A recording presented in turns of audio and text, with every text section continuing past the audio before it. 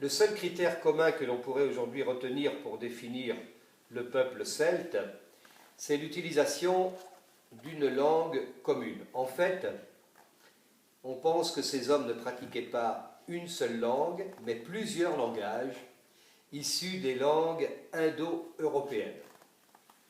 Avec les Celtes, nous sommes en présence d'un vaste ensemble linguistique qui possède des caractéristiques communes et qui regroupe la quasi-totalité des langues d'Europe, mais également d'Asie, d'Iran, du Pakistan, d'Afghanistan et du nord de l'Inde. C'est pourquoi nous-mêmes, qui sommes les descendants des Celtes, à un niveau ou à un autre, eh bien, nous sommes des Indo-Européens, en quelque sorte. Et toutes les langues d'Europe contiennent des mots de sanskrit, puisque nous avons eu énormément d'échanges et nous avons des ancêtres caucasiens, notamment les Aryens. Vous avez par exemple le mot sanskrit gnosa, la connaissance, qui est devenu gnosis en grec et qui a donné le mot gnose en français, tout en conservant son sens parfaitement originel. Au VIe siècle avant Jésus-Christ, de la Bourgogne à l'Autriche, les Celtes se sont installés en très riches bourgades, petites villes de quelques centaines d'habitants, dirigées par des dynasties de nobles, une aristocratie, une noblesse, et une culture originale va naître, et cette culture va s'ouvrir sur le monde méditerranéen.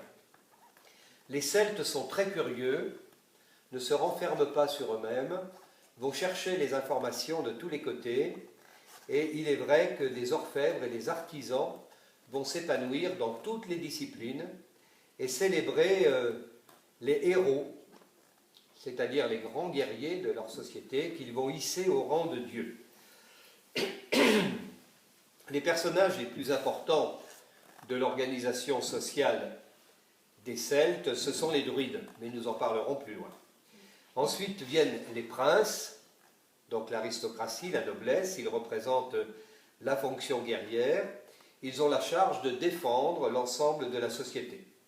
Alors ces hommes sont extrêmement respectés, ils se font enterrer sous des tumulus parfois géants, ils se font enterrer parés de colliers d'or, de bijoux somptueux, dans des tombes que l'on a appelées des tombes à chars, à cause des chars funéraires que l'on trouve dans toutes ces sépultures, et on pose sur ces sépultures un tertre funéraire, quelquefois de plusieurs centaines de tonnes de matériaux divers, de pierre et de terre. C'est vrai que ces sépultures possèdent presque tous, comportent presque toutes des objets usuels et luxueux, mais en particulier, on trouve toujours un char en bois décoré.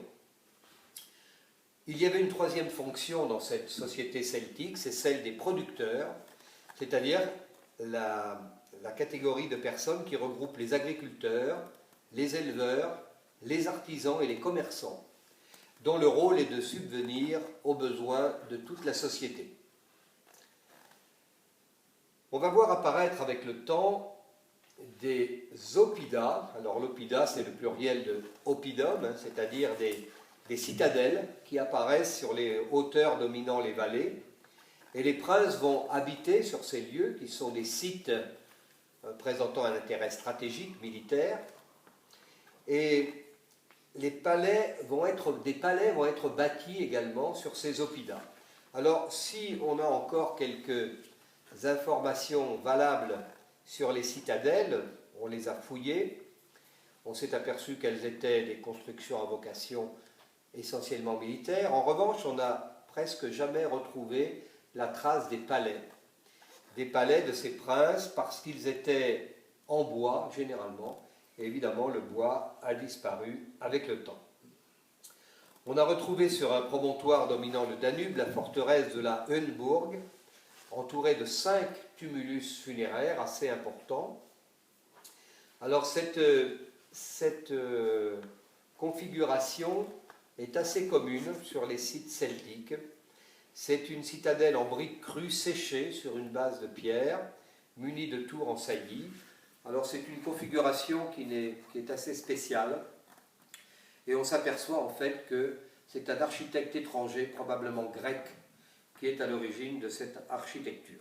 Ça veut dire que dès cette époque très ancienne, 6 siècles avant Jésus-Christ, les Celtes faisaient déjà appel à des architectes grecs pour construire leurs forteresses. Vous voyez, il y avait donc énormément plus d'échanges qu'on ne l'imagine. Le plus grand tumulus funéraire de cette époque, c'est le funéraire de Magdalenenberg en Forêt-Noire, 100 mètres de diamètre. Il a attiré très tôt les convoitises des pilleurs de tombes. La chambre funéraire est construite en rodin de bois avec des tombes secondaires qui abritaient probablement les membres de la même famille. La présence d'un char funéraire est évidemment dans cette tombe, véhicule en bois à 4 roues. En fait, c'était probablement des chars de parade qui ne servaient qu'une seule fois pour amener le corps le jour des funérailles sous le tumulus. Alors, on se demande encore pourquoi aujourd'hui, lorsqu'on trouve ces chars, on se demande pourquoi les roues sont démontées et posées contre les murs. On n'a jamais trouvé de char avec les roues montées, hein. On ne sait pas pourquoi. Le mort était quelquefois accompagné dans son voyage par son épouse que l'on sacrifiait pour l'occasion, au moment de la cérémonie mortuaire, mais cette pratique, nous le savons, a existé dans de très nombreuses civilisations à travers le monde, notamment en Chine. Il faut insister sur les échanges constants que les Celtes vont entretenir avec les autres civilisations. Ils vont adopter facilement, sans restriction, tout ce qui leur semble utile et agréable chez les peuples voisins. C'est ainsi qu'ils vont introduire une boisson inconnue jusqu'alors au nord des Alpes et qui aura d'importantes répercussions culturelles. Nous en savons encore quelque chose aujourd'hui puisque les Celtes vont importer du vin et ils vont commencer à le cultiver. Alors ils raffolent de ce breuvage qu'ils ont trouvé dans le pays des Étrusques, dans l'Italie actuelle. Ils le transportent en concentré aromatisé dans des amphores sur des centaines de kilomètres. Alors le vin de cette époque ne ressemble pas tellement au vin d'aujourd'hui, il est extrêmement condensé, très fort, il faut le couper avec de l'eau, quelquefois avec du miel pour l'alléger. Rapidement, le vin va détrôner l'hydromel, qui était quand même la boisson traditionnelle des Celtes, et on a même retrouvé dans la sépulture de Vix, en France, un cratère de bronze de 1,64 m de haut qui pouvait contenir 1100 litres de vin. Donc c'était vraiment quelque chose d'important que cette pratique de la vigne, et ils ont très très vite développé cette culture pour fabriquer leur propre vin. C'était plus pratique que d'aller le chercher en Italie. Donc les échanges avec les autres civilisations sont visibles dans tous les objets que l'on a retrouvés dans les sépultures, et en particulier dans les bijoux.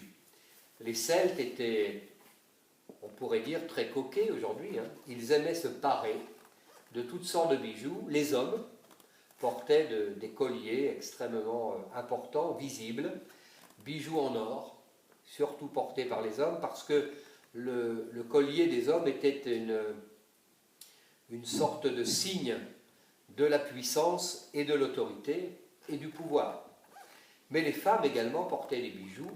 Elles les ont portés d'ailleurs plus tardivement, mais c'est vrai dans toutes les civilisations. Et les femmes de haut rang étaient enterrées parfois avec de très très riches parures. L'or faisait l'objet d'un véritable culte sacré chez les Celtes, et on a retrouvé, notamment dans la sépulture de Vix, un collier d'or ayant appartenu à une princesse parce qu'il était sur un squelette féminin. Et ce collier pesait plus de 500 grammes d'or fin, ce qui représentait à cette époque déjà une fortune considérable.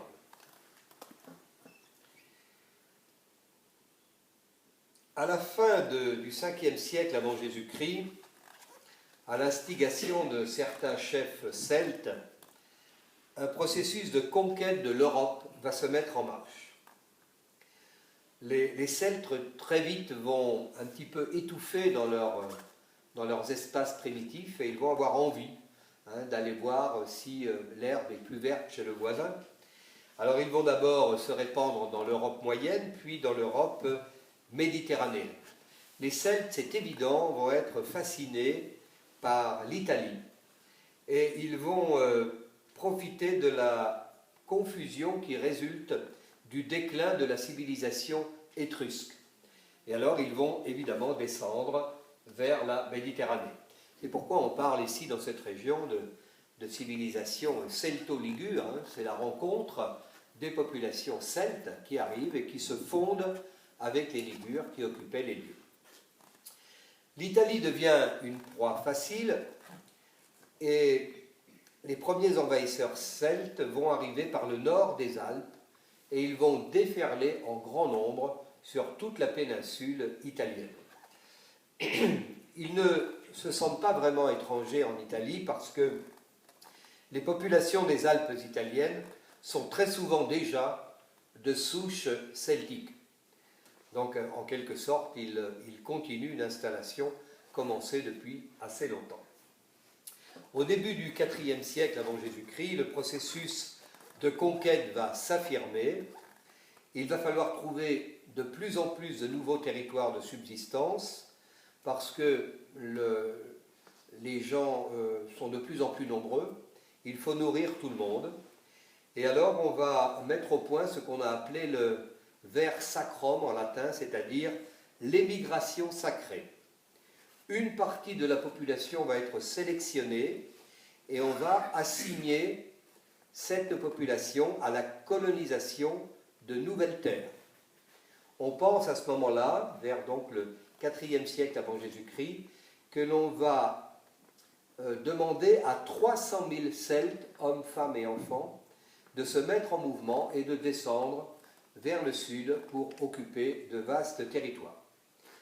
Les rapports de force à ce moment-là vont changer parce qu'il ne s'agit plus de commerce pacifique, il s'agit d'une guerre de conquête et les Celtes, qui sont avant tout des agriculteurs et des sédentaires, deviennent de redoutables guerriers et on ne peut pas gommer quand même le fait qu'ils ne se sont pas installés partout par la violence, mais ils ont pu le faire très souvent d'une manière infiniment plus pacifique.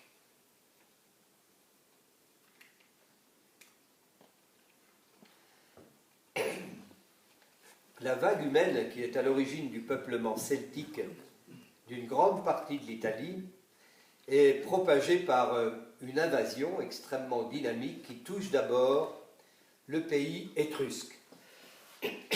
Les Celtes vont assiéger la ville de Clusium, qui s'appelle aujourd'hui Chiusi en Italie. Et l'expédition qui arrive ici est en fait une expédition qui vient du territoire français, enfin qui sera un jour le territoire français.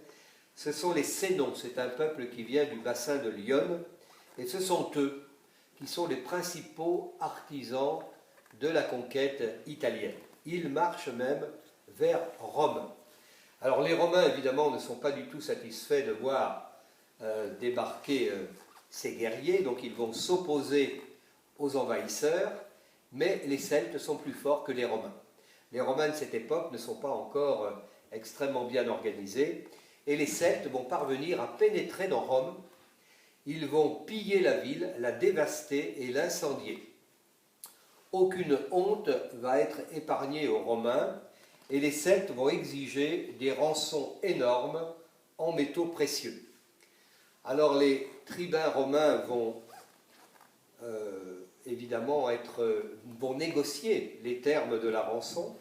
Ils vont même contester les poids que les Celtes apportent pour peser l'or des rançons. Évidemment, les Celtes apportent des poids qui sont plus lourds qu'il le faudrait.